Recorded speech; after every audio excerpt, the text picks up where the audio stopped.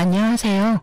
얼마 전 이혼에 성공하고 드디어 법적, 정신적 정리가 완료된 싱글맘이자 돌싱인 30대 중반의 여성이에요. 이혼은 과정이 정말 힘들거든요. 애가 어려서 육아와 일, 이혼 과정까지 하려니 정말 몸이 두 개라도 모자랄 지경이었죠. 하지만 그 모든 일을 끝내고 나니 어찌나 후련하고 속이 시원한지. 일이 잘 해결되지 않았다면 저도 이렇게 즐거운 기분으로 이혼을 만끽하지 못했을 거예요. 한간녀와 남편이 어떻게 됐는지 궁금하신가요? 바람난 두 연놈들이 어떤 결말을 맞이하게 됐는지 자세히 알려드릴게요. 우선 저와 남편의 인연을 가장한 악연이 언제부터 시작됐는지부터 알려드려야겠네요. 저희의 악연은 초등학교 시절부터 시작해요. 저와 남편은 지방의 같은 초등학교를 졸업했거든요. 그 당시에 그리 친한 사이는 아니었지만 그래도 이름도 얼굴도 알만한 사이이긴 했죠. 한 번은 같은 반이 된 적도 있으니까요. 각자 다른 길을 따라 멀어졌다가 서울에서 그것도 같은 직장에서 만나게 된 너무나도 놀라운 우연이 연애로 발전됐어요. 그때 그것이 인연이 아니라 악연이라는 걸 알았어야 했는데 그때는 미처 몰랐어요. 그냥 이 인연이 너무 소중하고 마치 운명 같다는 생각만 했으니까요. 처음부터 남편이 천하의 나쁜 쓰레기 같은 인간은 아니었어요. 그랬으면 제가 만나지도 않았을 거고 결혼을 생각하지도 않았을 테니까요. 그때는 정말 착하고 사람을 배려해주는 남자였거든요. 그 모습에 반해서 결혼한 것이기도 하고요. 결혼은 31에 했는데 아이는 33세 낳았죠. 그리고 이혼은 35에 했으니 생각보다 빠른 이혼이었다고 봐요. 저희 이혼의 시작은 짜증나는 남편의 지방 발령 때문이었어요. 당시 저는 아이를 낳고 육아휴직 중이었고 남편은 지방으로 발령이 났어요. 시댁이 거기 있었기 때문에 어쩔 수 없는 선택이긴 했죠. 그렇게 우리는 의도치 않게 주말 부부가 됐죠.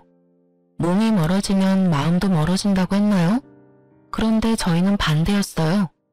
멀리 떨어져 있으니 남편의 연락이 정말 잦았죠. 아주 루틴이었어요. 아침 출근 전, 출근 직후, 점심 전, 점심 후, 저녁 전, 저녁 후. 자기 직전까지 남편은 꼬박꼬박 연락했어요. 그게 당연히 저에 대한 애정이라고 생각했는데 알고 보니 그게 아니었더라고요. 남편과 떨어져 산 지 6개월쯤 됐을 때 남편이 발령받은 지방, 즉 저희들의 고향에서 고향 친구가 저한테 연락을 해왔어요. 그 친구와는 1년에 한 번 연말에 꼬박꼬박 보는 친구인데 연말도 아닌데 연락이 와서 신기하게 생각했죠. 야, 동영상 하나 보낼 테니까 확인 한 번만 해봐. 이거 네 남편 맞아? 저는 친구가 보내준 동영상을 열었어요. 그리고 거기에 찍힌 걸 보고 제 눈을 의심했죠. 어떤 여자와 제가 잘 아는 번화가를 걸어가고 있더군요. 여자는 남편의 옆구리에 딱 붙어 있었고 남편의 손은 여자의 허리쯤에서 그 여자를 자신의 곁으로 밀착시켜 놨더라고요. 게다가 영상은 거기서 끝난 게 아니었어요. 두 사람이 번화가에서 모텔촌으로 이어진 길로 들어가고 있었다는 게 문제였죠. 그쪽은 정말 모텔들밖에 없는 곳으로 남편과 연애할 때 저도 거기에서 숙박한 적이 있었거든요. 그걸 보니 속에서 천불이 나더군요. 친구와의 대화를 어떻게 했는지 기억도 안 날 정도로 저는 충격을 받았어요. 아기가 배고파서 울어대자 정신이 들었죠. 아이 젖을 주고 있는데 슬슬 화가 치밀어 오르더군요. 생각할수록 더 열받기 시작했어요. 그렇지만 마음속으로 그런 생각도 들었죠. 직접 본 게 아닌데 남편이 아닌 건 아닐까 하고. 그렇지만 남편의 소지품과 옷이 너무나 남편 것이어서 어떻게 해야 하나 고민하다가 결국은 확인만 해보기로 결정했어요. 주말마다 남편이 집에 올라오는데 남편이 올라오자마자 저는 아이를 남편에게 맡기고 급하게 나오는 척하며 이야기했어요. 자기야, 나 바쁜데 자기 차 좀 써도 돼? 지금 친구 아프대서 지금 바로 가야 돼. 그래 빨리 갔다 와. 근데 당신 차는 어쩌고? 내 차 퍼졌어. 그럼 좀 빌릴게. 그렇게 이야기하고 후다닥 내려와서 차를 몰았어요. 그리고 조용한 데 차를 세우고 블랙박스부터 확인했어요. 언제부터 그 여자와 만난 건지는 모르겠지만 남편은 분명 처음에는 블랙박스를 꼼꼼하게 지웠을 거예요.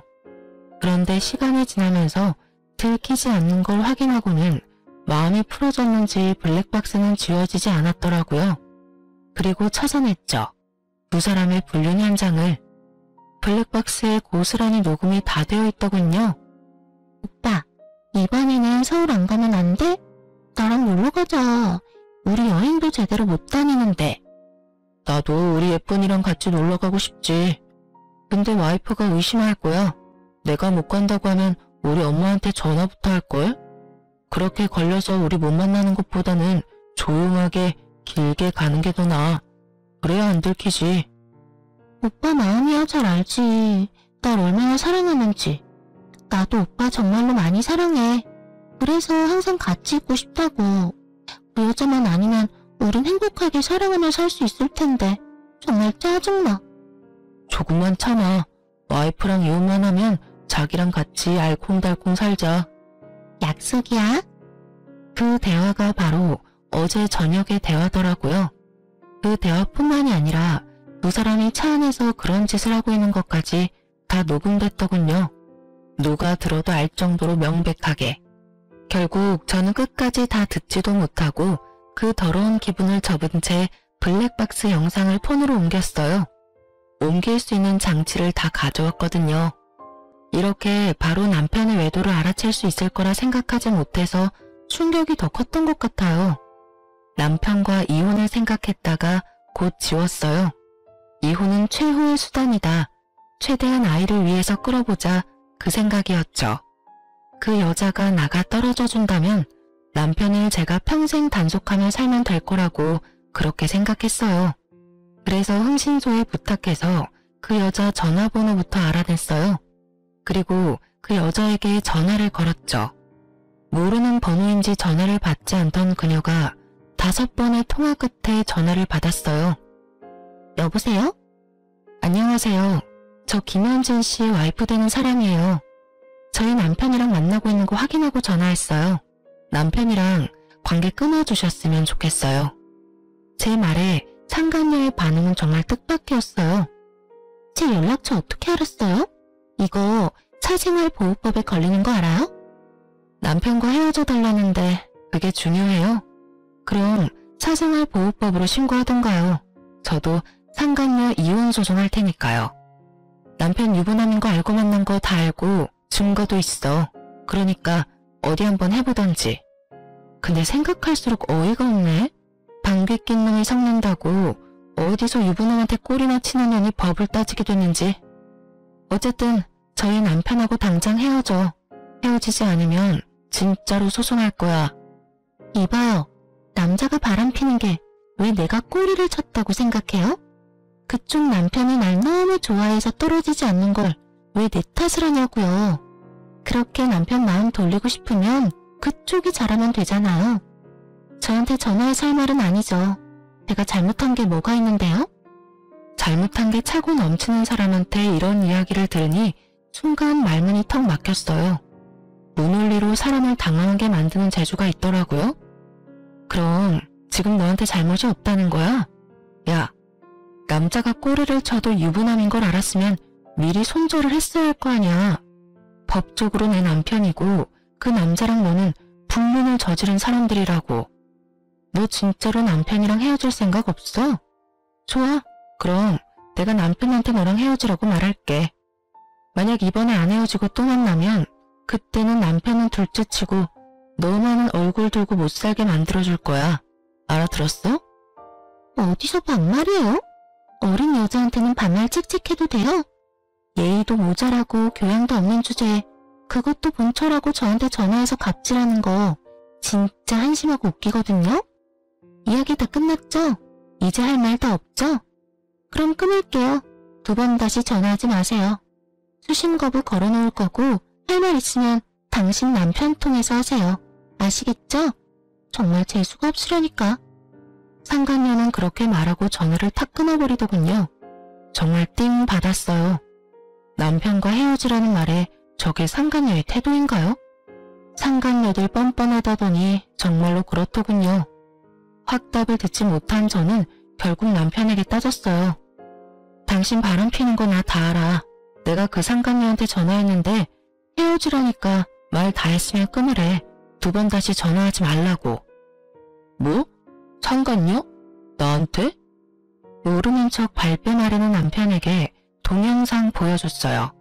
블랙박스 영상도 보여줬죠. 이 정도면 발뺌할 생각 안 하는 게 더 낫지 않아? 내가 의심만으로 당신한테 이런 말 할 사람이야? 당연히 증거가 있으니까 이런 말 하는 거잖아, 인간아. 네가 어떻게 나한테 이럴 수가 있어? 주말 부부한 지 얼마나 됐다고 거기서 여자를 만들어? 너 이런 사람이었어? 여태 내가 모르고 있었던 거야? 어? 말해봐. 너 무슨 의도로 그 여자랑 바람 피운 건데? 나랑 헤어지고 싶어서 그랬어? 여자를 만나고 싶었으면 이혼을 하자고 했어야지. 너 상간녀랑 있는 걸 우리 부모님이 봤으면 즉시 시댁에 연락 가는 거 알지? 그러니까 당신이 결정해. 그 여자 선택할 거면 나랑 이혼하고 날 선택할 거면 그 여자랑 헤어져. 그리고 내가 장담하는데 나는 절대로 나한테 불리한 이혼은 안 해줄 거야. 당신이 유책 배우자고 원인이 당신한테 있으니까. 특히 아이하고 집은 절대 포기 못하니까 잘 선택하라고. 제 말에 남편이 무릎을 꿇더군요. 여보, 그런 게 아니고 주말 부부다 보니까 나도 모르게 그렇게 됐어. 그 여자랑은 깨끗하게 헤어지고 절대로 바람피지 않을게. 그러니까 이혼은 넣어도 내가 정신 잘 차릴게. 응? 그날 내가 믿어도 돼? 그 싸가지 없는 상간녀한테 헤어지자고 지금 당장 내가 보는 눈앞에서 연락해서 말해. 그리고 나 당신이 그 여자랑 헤어졌다 하더라도 매 순간순간마다 당신 지켜볼 거야. 두 사람 다시 만나는지 아닌지 확인할 거라고. 알아들었어? 제 말에 남편이 고개를 끄덕이며 상간녀에게 전화해서 헤어지자고 말하더군요. 스피커폰으로 상간녀가 그러더군요. 오빠 마음이 안 그런 거 나 알아. 그 여자가 오빠 털어대니까 나한테 헤어지자는 거지? 조용해지면 다시 연락해. 난 오빠랑 다시 만날 수 있으면 그런 여자 상관 안 해. 그 말에 저도 모르게 꽥 소리쳤죠. 야, 적당히 해라. 내 남편이고 너하고 헤어지겠다잖아. 진짜 미친년 아냐? 당신도 이런 여자를 좋다고 만났어? 도대체 이런 여자 어디가 좋아서 바람을 핀 거야? 결국 화를 내는 제 모습에 남편은 황급히 그만하라며 상간녀에게 소리치고 두 번 다시 연락하지 않을 거라고 하고 전화를 끊었죠. 남편은 상간녀를 끊었지만 상간녀는 남편을 끊을 것처럼 보이지 않더군요. 상황이 이렇게 되니 해결이 되다만 느낌이었어요. 그래서 저는 그날 이후 남편에게 말없이 자주 친정에 내려갔어요. 남편이 발령받은 곳이 친정과 가까운 곳이었거든요. 그곳에 있으면 남편 감시하기 딱 좋을 것 같아서 남편에게 말도 없이 불쑥불쑥 남편 회사 앞으로 찾아갔죠. 시댁과 가깝기도 하니 이유도 만들기 쉬웠거든요. 부모님들한테는 남편이 바람핀 걸 이야기하지 않았으니 어떤 것이든 이유를 만들어서 내려왔어요. 그렇게 조용한 날이 이어졌어요. 남편도 그 여자를 만나는 것 같지도 않고 더 이상 여자 그림자도 없어 보였죠. 일 끝나면 시댁에서 자고 아침에 출근하고 거의 그런 식으로 성실하게 일하고 있더군요. 별다른 의심의 소지가 없어서 마음을 좀 풀려던 때에 저는 시댁에 갔다가 남편의 세컨드폰에 대해 알게 됐거든요. 김장김치를 가지고 가라는 말에 겸사겸사 시댁에 들린 거였는데 어머님이 저한테 핸드폰을 하나 주더군요. 자세히 보니 남편이 이전에 쓰던 폰이더라고요. 당시에 최신 폰을 산 지 3개월 정도밖에 되지 않았어요. 그래서 어머님께 이건 남편 예전 폰이라고 이야기해드렸어요. 그런데 어머님이 이상한 소리를 하더라고요. 남편이 그 전화기를 매일 저녁마다 붙들고 산다고요. 근데 오늘은 잊어버리고 갔다고 그러더군요. 혹시나 하는 마음에 전화기를 들었는데 역시나 잠금이 걸려 있었어요. 어떻게 할까 고민하다가 생각 없이 남편의 지금 패턴을 그대로 그렸어요. 그런데 바로 열리더군요. 남편이 이 폰을 시댁에만 두고 집에 들고 오질 않으니 별 생각 없이 자기 패턴 그대로 놔둔 거였어요. 그리고 그 폰은 판도라의 상자였어요. 오로지 그 상간녀와 통화하고 사진 찍고 동영상을 기록하는 용도로 쓰이는 폰. 사진이며 통화며 온통 그 여자로 도배되어 있었어요. 그리고 그 와중에 상간녀와의 문자 메시지는 더욱 충격적이었어요. 오빠, 난 그 여자랑 소송하는 거 무섭지도 않아. 소송하고 나면 오히려 더 편하게 만날 수 있잖아. 위자료만 내면 내가 오빠 만나도 법으로 강제할 수 없어. 그 문자를 보는데 저는 배신감을 감출 수 없었죠. 이것들이 끝까지 가보자는 건가 하는 마음이 들면서 이번에야말로 절대 용서하지 않겠다는 생각이 들었죠. 저는 결국 전화로 완만히 해결하자는 생각을 접고 직접 찾아가기로 했어요. 주소는 그때 알아본 그대로였거든요. 상간녀가 집에 오고 있더군요. 영상으로 보던 것보다 더 어린 여자였어요. 목소리로 듣던 것보다 더 싸가지 없어 보였고요. 제가 앞에 서자 띠껍게 쳐다보며 뭐야? 이런 표정이었죠. 저 김현진 씨 와이프예요. 우리 이야기 좀 할까요? 아, 당신이 그 유명한 와이프예요? 아주 남편을 쥐잡듯이 잡으면서 눈치 보며 살게 만들었다는 그? 내가 내 남편을 쥐잡듯 하든 눈치 보게 만들든 그게 너랑은 관계 없잖아요? 우리 남편이랑 헤어지라고 했는데 계속 만나고 있더라고요. 저 분명히 소송 건다고 말했어요. 소송 걸어요. 하고 싶은 대로 하면 되지. 뭐하러 여기까지 와서 시간 낭비해요? 난 오빠랑 헤어질 생각 없어요. 와이프라고 뭐라도 되는 것처럼 행동하는데 그거 서류상의 관계일 뿐이고 둘 사이에 이미 사랑이고 뭐고 아무것도 없는데 그렇게 붙잡고 있는 거 비참하지 않나? 나 같으면 그냥 놔줘버리고 말 텐데. 하여간 없는 것들은 양보할 줄도 몰라요. 남편 떠나갈 것 같으니까 아주 동아줄 붙들듯이 꼭 쥐고 있으려고 안간힘을 쓰네. 정말 치욕스럽고 모욕적인 말이었어요. 어떻게 저렇게 새파랗게 어린 여자애가 저런 말을 내뱉는지 이해가 안 갈 정도였죠. 뭐라고? 소송해요. 내가 위자료 줄 테니까. 위자료 받고 우리 그냥 놔두면 안 돼요? 아니, 사랑이 없다는데 왜 그걸 가지고 있으려고 하냐고요. 우리들 만나는 거 방해하지 말고 아줌마는 아줌마 인생 찾아가요. 이미 마음 떠난 남자 붙들고 있어봐야 본인만 불쌍해요. 정말 허파가 뒤집어진다는 어른들 말이 오장육부가 끓는다는 옛말이 어디서 나온 건지 이해가 절실히 될 정도로 몸이 분노로 엉망이 되었어요. 열이 머리 끝까지 오르고 입이 바짝바짝 마르며 말도 안 나왔어요. 상간녀는 그렇게 이야기하고는 바로 자리를 뜨더군요. 그때 상간녀 뒷모습을 보면서 도는 생각이 뭐냐, 너 죽고 나 죽자였습니다. 그렇게 저는 그날 이후로 상간녀의 폰으로 매번 남편과 헤어지라는 문자를 보냈어요. 아침, 점심, 저녁 시도 때도 없이 문자를 보내서 그런지 그 뒤부터는 제 전화를 수신 차단했는지 아예 반응조차 없더군요. 그래서 주변 사람들 전화기까지 빌려서 문자를 보냈더니 결국 저한테 문자가 왔어요. 물론 제가 생각하고 상상하던 문자는 절대 아니었어요.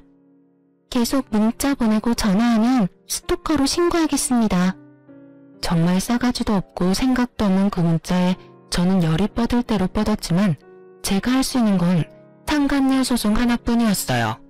집안에 일이 많아서 시작도 못하겠더라고요. 게다가 그 문자를 받은 다음 날은 친정 부모님 이사 후 집들이 날이었거든요. 아파트에서 주택으로 이사하면서 노후 준비를 하셨는데 아무래도 직원들이 집 샀으니 집들이 한번 해야 하는 거 아니냐는 말이 나와서 새로운 집에서 집들이를 하기로 했대요. 그런데 아무래도 어머니 혼자 요리를 하는 것도 힘들고 연세도 있는데 10명 넘는 부하 직원들 음식하는 것도 힘든 일이잖아요. 그래서 제가 가서 도와드리기로 했어요. 결국 상간녀에게 받은 모욕과 스트레스는 고스란히 묻어둔 채 친정으로 갈 수밖에 없었죠. 시댁에 잠깐 애를 맡기고 친정으로 갔더니 어머니 혼자 열심히 음식상 차리고 계시더라고요. 저는 친정엄마를 도와 앞치마를 하고 손에도 팔토시를 한 뒤 머리를 질끈 묶어서 일을 도왔어요. 친정엄마는 요리에 소질이 없으셔서 이번에 집들이 할 때도 케이터링 업체를 통해서 음식을 준비했거든요. 퀵으로 도착한 음식을 집안으로 옮기는데 현관이 시끌벅적하더군요. 바로 친정아버지 직원들이 집들이를 하러 온 거였어요. 저는 몰골도 그리 좋지 않고 꾸미지도 않아서 부엌에 숨어 있으려고 했는데 아버지 부하 직원들 중에 제가 아는 얼굴이 있어서 깜짝 놀랐어요. 바로 상간녀가 거기 있었어요. 저는 숨지 못하고 상간녀와 마주했고 상간녀는 다른 직원들과 아버지를 다 들여보내고 제일 마지막에 들어오며 저한테 한마디 하더군요. 아줌마, 진짜 스토커예요? 어떻게 내가 여기 올 줄 알고 여기서 가사 도우미나 하면서 기다리고 있는 거냐고요. 아, 진짜 답 없는 사람이네. 그렇게 남편이 뺏기기가 싫었어요. 그래도 그렇지. 이런 식으로 다른 사람 뒤캐면서 여기 와 있는 건 완전 불법인데다가 사생활 침해죠. 완전 스토커냐? 상간녀는 마치 자신이 피해자인 것처럼 아주 큰 소리로 집안에 있는 모든 사람들이 듣도록 이야기하더군요. 딱 봐도 저한테 수치를 주고 저를 쫓아낼 생각으로 가득해 보였죠. 그리고 상간녀 의도대로 직원들이 하나둘씩 나와보더라고요. 이런 식으로 아버지 직장 동료들과 마주하게 될 줄 몰랐는데 상간녀는 제가 이 집에 그저 자기를 쫓아온 거라고 생각했는지 눈 하나 깜짝 안 하고 거짓말을 줄줄 읊어대더라고요. 진짜 선배, 이 여자 스토커예요. 제 남자친구가 헤어지자고 했는데도 절대 못 헤어진다면서 쫓아다녀요. 게다가 남자친구뿐만이 아니라 저한테까지 와서 이렇게 스토커 짓하고 문자도 매일 보내고 정말 무서워 죽겠어요. 저는 팔짱 끼고 그 이야기를 고스란히 듣고만 있었어요. 상간녀 큰 소리에 나와본 친정아버지와 어머니도 당황스러워하긴 마찬가지였죠. 게다가 직원들이 수군거리며 저를 보며 그러더군요. 스토커는 경찰에 신고해야 하는 거 아니야? 부장님, 이 사람 여기서 어떻게 일하게 된 건지 말씀 좀 해주세요. 아버지가 당황해할 때 제가 상간녀와 아버지 회사의 직장 동료들을 향해 말했죠. 스토커요? 제가 왜 스토커예요? 이 집 딸이 저인데.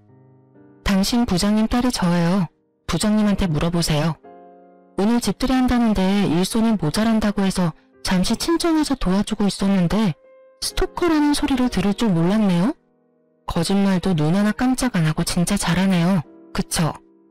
제 말에 상간녀 표정이 순식간에 휙 가더군요. 저를 스토커로 몰며 피해자인 척할 때와는 전혀 다르게 당황한 표정이었죠. 직원들도 모두 당황해서 서로 수군거렸어요. 직장에 뭐라고 했는지 안 봐도 화나더군요. 분명히 자기가 피해자인 양 이야기했었겠죠. 그렇지만 이제 모두가 진실을 알게 됐잖아요. 자기 과실로 인해서. 직장 사람들 다 보는 데서 나를 완전 까고 싶었나 본데 의도대로 안 돼서 어떡해요? 그리고 설사 내가 스토커라고 한들 당신은 내 남편이랑 바람 폈으니 법적 상간녀인데 당신이 나한테 그랬잖아요. 헤어지랬더니 도리어 소송 걸라고 그랬나? 뻔뻔하게 나오는 상간녀 뒤캐는 게 뭐 그리 잘못한 일일까 싶네요. 저 몸이 안 좋아서... 이 상황이 자기한테 안 좋게 돌아간다는 걸 안 상간녀가 튀우고 준비할 때 저는 상간녀 두 팔을 붙잡고 못 가게 막았어요. 우리 할 말 있잖아요. 이대로 나 스토커로 만들어 놓고 가면 무고죄로 신고할 거예요. 그리고 명예훼손죄도 추가로 소송 걸고요. 이렇게 사람이 많은 데서 어떻게 저한테 스토커라고 할 수 있죠? 그리고 당신 남자친구 나한테 헤어지자고 한 적 없거든요? 도리어 처음에 두 사람 불륜 걸렸을 때 남편이 당신하고 헤어진다고 약속했었는데 소설 진짜 잘 쓰시네요. 안 그래요? 모든 사람이 알아듣도록 저는 상간녀에 대해 다 까발렸어요. 그리고 얼마 전에 저한테 그랬죠.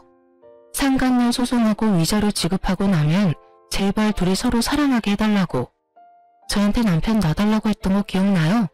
그때 어이없어서 답변을 못했는데 답변 해줄 테니까 좀 기다려요. 당신 남자친구이자 내 남편도 불러야 하거든요. 저는 남편에게 친정으로 오라고 전화를 걸었고 남편은 아무 의심 없이 알겠다 하더군요. 그리고 친정아버지와 어머니는 상간녀의 존재에 완전히 충격을 받은 모습이었어요. 특히 아버지가요. 하긴 자기 부하 직원이 사위와 불륜 사이라는 게 정말 어이없게 느껴지셨겠죠. 상간녀는 아무 말도 못하고 입을 꾹 닫고 있더군요. 그렇게 저한테 조잘조잘 쓰레기 같은 말을 잘만 하던 상간녀가 친정아버지와 직장 동료들이 있으니 아무 말도 않고 묵비권을 행사 중이었어요. 아버지는 열이 받을 대로 받아서 수군거리는 다른 직원들을 미안하다며 내보냈고 상간녀의 근처에서 열을 내고 있었어요. 상간녀의 직장 동료들은 무척 충격받은 얼굴에 완전 뒤통수 맞은 표정으로 집을 나섰어요. 상간녀가 남편을 총각으로 둔갑시키고 저를 스토커로 만들었다는 게 분명해 보였죠. 남편은 아무 생각 없이 친정으로 왔더군요. 그리고 거실에 있는 상간녀 얼굴을 보고 당황한 것 같았어요. 여보, 무슨 일로 불렀어? 보고도 몰라? 당신 여전히 이 여자랑 바람피는 거 알았거든. 그리고 이 여자가 아주 우습게도 내가 자기 스토커짓 하러 여기 와 있었다고 착각 제대로 했나 보더라고. 여기가 우리 친정인지 모르고. 세상 참 좁다. 그치? 당신 상간녀가 우리 아버지 부하 직원이네? 어때? 장인어른 부하 직원이랑 바람 피우는 재미가 스릴했었겠다. 그치? 여보, 아니야. 우리 그런 사이 아니고 저 여자가 먼저 작정하고 나를 꼬신 거였어. 난 정말 맹세코 저 여자한테 끌려다닌 죄밖에 없어. 무슨 소리라는 거야? 당신이 먼저 날 꼬셨잖아. 자기 와이프랑 완전 정반대라서 좋다고 해놓고선 이제 와서 발뺌하기야? 거짓말 좀 그만해. 네가 나한테 들러붙지만 않았어도 이런 일 없었을 거야. 헤어지자고 했을 때 깔끔하게 헤어져줬으면 됐잖아. 그래서 내가 헤어지지 못하겠다고 했을 때 나도 그렇다면서 나 보내기 싫다면서 질질 짜던 새끼는 누군데? 우리 둘이 만난 게 어째서 내 잘못이야? 그리고 당신이 먼저 꼬셨잖아. 술집에서 먼저 말 건 것도 당신이고 헤어지고서도 다시 만나자고 울고불고 했던 사람도 당신이고. 내가 아니라 네가 그랬겠지. 날 불륜이나 하는 쓰레기로 만들고 싶은 건 알겠는데 더 이상 거짓말로 나와 내 가족 속일 생각하지 마. 내가 거짓말을 한다고? 진짜 쓰레기 같은 새끼네. 당신 가족들이 이제 와서 당신 말을 믿을 것 같아? 내가 당신이랑 어떤 대화를 나눴는지 알면 그 사람들이 당신 말 믿을 것 같아? 이제 와서 마누라 친정 어른들 무서워서 빌빌대는 건 알겠는데 이건 아니지. 나한테 다 뒤집어 씌우고 너는 결백을 주장하겠다? 내가 가만히 있을 줄 알아? 둘이서 잘 싸우더군요. 내가 잘못했니 네가 잘못했니. 엄청나서 말로 치고받는데 보는 제가 다 웃겼어요. 불륜이 혼자 힘으로 되는 건 아니잖아요. 남편도 똑같이 바람 폈으면서 아닌 척하는 거 보니 어지간히도 처갓집 식구들이 무서웠나 싶기도 하고요. 남편은 옥신각신하다가 저희 부모님을 쳐다보고는 고개를 숙이며 한껏 억울한 표정으로 말하더군요. 장인어른, 장모님, 저 진짜 아니에요. 분명히 거절하고 정리했어요. 제가 아내랑 아이를 두고 이런 짓을 저지를 리가 없잖아요. 김서방, 도대체 이게 다 무슨 일이야? 자네가 정말 우리 부하 직원이랑 바람을 핀 거야? 자네는 생각이 있는 건가 없는 건가? 그것도 바람핀 여자가 어느 직장 다니는지도 모르고 저 자식 놔두고 이런 짓을 저질렀다고? 자네가 사람이야? 짐승만도 못한 놈. 결국 친정아버지의 분노가 완전 극에 달했죠. 그럴 수밖에요. 오늘이 경사스러운 집들이었는데 이런 난장판이 되어버린 데다가 직장 사람들이 다 알아버리는 바람에 아버지 입장도 난처한 상황이었죠. 여보, 이런 일 겪게 해서 정말 미안해. 하지만 저 여자 말은 진짜로 다 거짓말이야. 한 번만 용서해줘. 나는 저 여자한테 이용당한 죄밖에 없어. 당신도 잘 알잖아. 내가 당신이랑 우리 아이한테 얼마나 잘해줬는데. 잘해주면 뭐해? 마음이 다른 곳에 있는데. 내가 처음에 용서해줬을 때 당신이 저 여자 손절하고 우리한테 돌아왔다면 나는 그 한 번 정도는 마음에 묻고 살 생각이었어. 우리 아이 아빠고 내 남편이니까.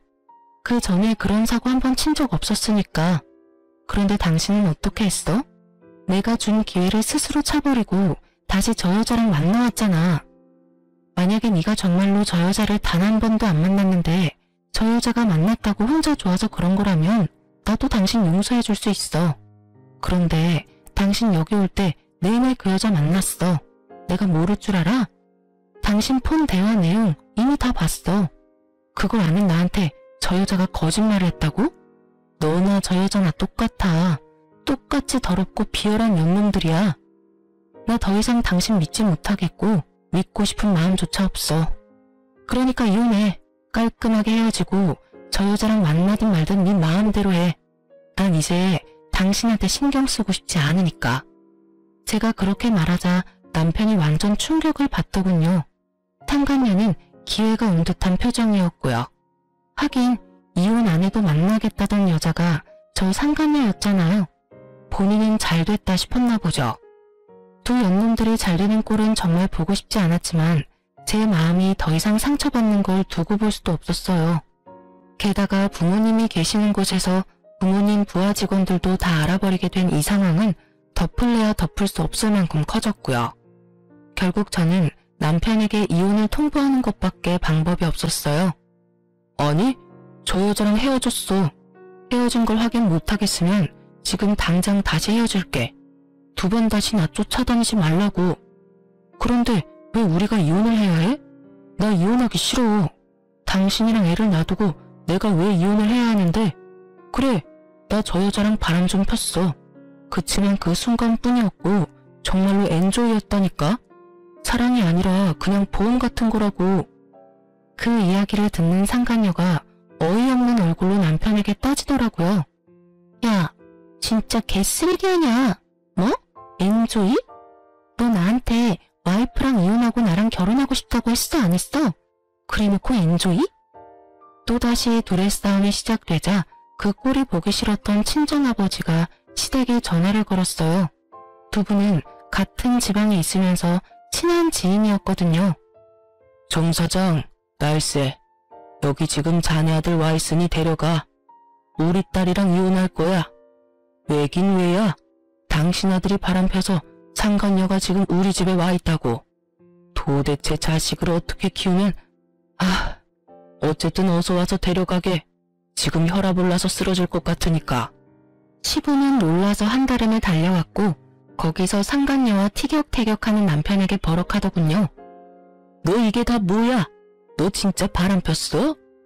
아버지, 그게 아니라 나 이 여자랑 벌써 헤어졌어요. 와이프가 헤어지라고 해서 이미 헤어졌는데 저 여자가 들러붙는 바람에 이혼하게 된 거라고요. 저도 이혼 안 하고 싶은데 멀리 떨어져 있으니까 좀 외로운 마음에 잠깐 사귄 여잔데 이렇게 될 줄 몰랐어요. 뭐? 아이고 머리야. 너 지금 제정신이야? 너 이 지방에 내려와서 지금 여자를 만났어? 네 부모, 네 와이프 부모님 다 여기 있는데 간도 그게? 정신 나간 놈, 너 이리 와. 당장 집으로 가. 동네 망신 다 시키지 말고.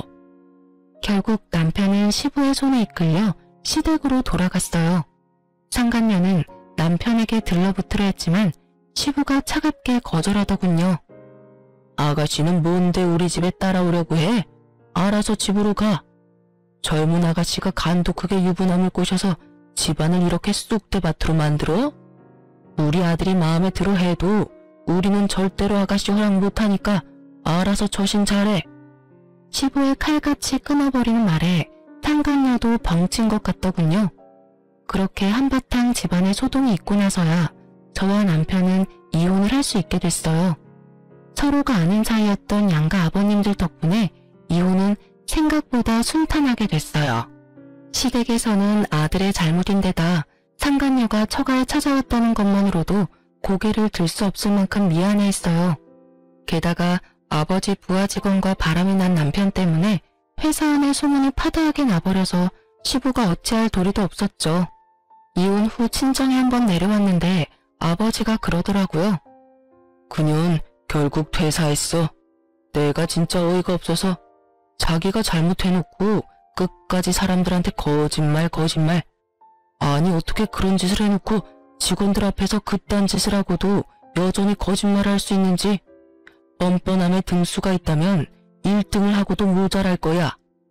드물게 사랑을 탓하는 말을 하는 아버지를 보면서 죄송한 마음이 먼저 들었어요.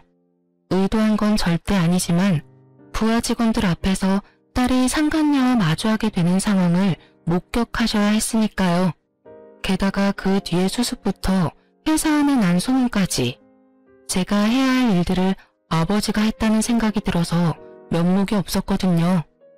미안해 아버지, 그런 일 당하게 해서. 퇴사면 자기 발로 나간 거네요? 절대로 안 나가려는데 온 회사의 소문이 다 난 데다가 여전히 거짓말하면서 사람들한테 자기 믿어달라면서 들러붙는 거야. 뭐라고 했다더라? 내 딸이 자기를 괴롭혀서 어쩔 수 없었다나? 그러면서 사랑에 죄가 있는 건 아니잖아요. 그딴 소리나 해대고. 결국은 나도 못 찾았지. 나 몰래 그런 소리하고 다닌다는 거 듣고 기회 봐서 또 네 욕하고 있을 때 한마디 해줬어. 그렇게 사랑하는 놈이 우리 딸한테 와서 이혼은 절대 안 된다고 눈물 콧물 다 뺐겠냐고. 내 딸 악녀로 만들어서 불륜 정당화하고 싶은 건 알겠는데 그런 거 하고 싶으면 회사 아니라 밖에서 하라고 말이지.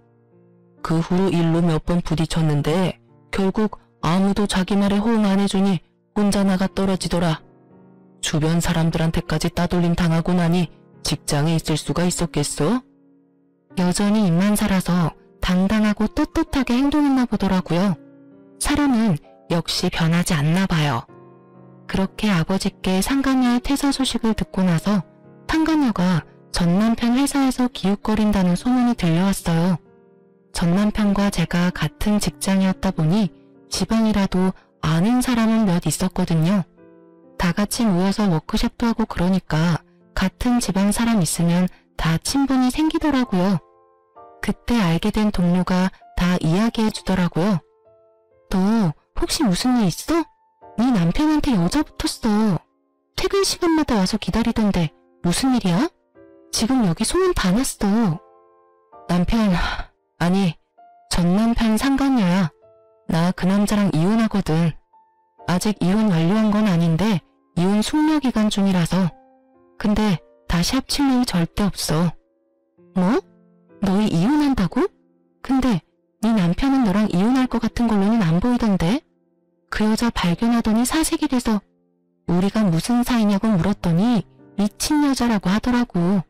완전 질린 얼굴이어서 어디서 여자가 잘못 꼬였나 싶었는데 뭐 잘못 꼬였다기보다 자기들끼리 좋아서 바람 펴놓고서는 상간녀는 나한테 이혼하라고 당당하게 요구하고 남편은 절대 이혼 못한다고 그 여자는 엔조이였다고 하더라고.